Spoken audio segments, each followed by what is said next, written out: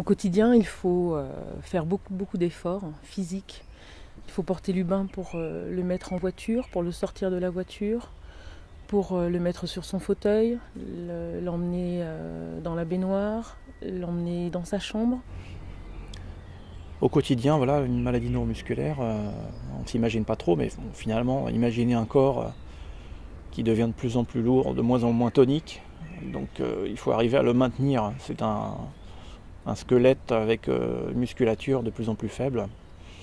Donc vous imaginez bien ce que ça peut donner quand on ne peut plus se tenir assis, on ne peut plus se mettre debout, ne peut plus marcher.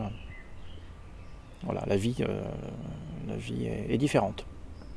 D'ordinaire, quand on a un enfant valide, on prend le goûter, on fait les devoirs et puis chacun va à ses occupations. Lubin, lui, il fait ses devoirs, il goûte, il fait ses devoirs, mais ensuite il faut faire de la verticalisation. Voilà. Et c'est un moment assez pénible parce qu'il est contraint, Lubin, donc, d'être maintenu debout, ce qui n'est pas toujours agréable pour lui parce que par moments ça lui fait mal, parce que des fois c'est rigolo et puis parfois c'est vraiment contraignant, donc on propose un support vidéo.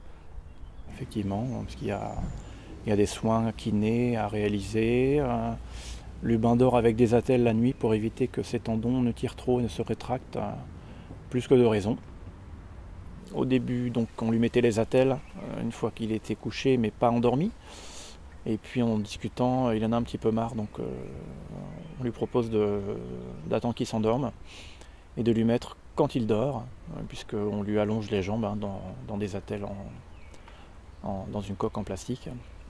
Il fait également des exercices respiratoires d'une durée minimum de 20 minutes. Alors ça aussi, c'est quelque chose qu'il n'apprécie pas toujours. Il a une ceinture pour le maintenir, pour lui permettre de bien rejeter l'air.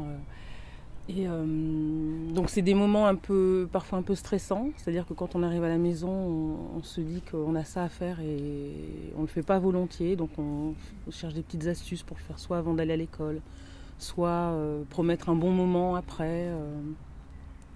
Et puis ça c'est assez pesant dans la mesure où il faut une présence adulte constante. C'est pénible parce que c'est récurrent en fait. Voilà, on fait pas ça une fois de temps en temps, on fait ça tous les jours.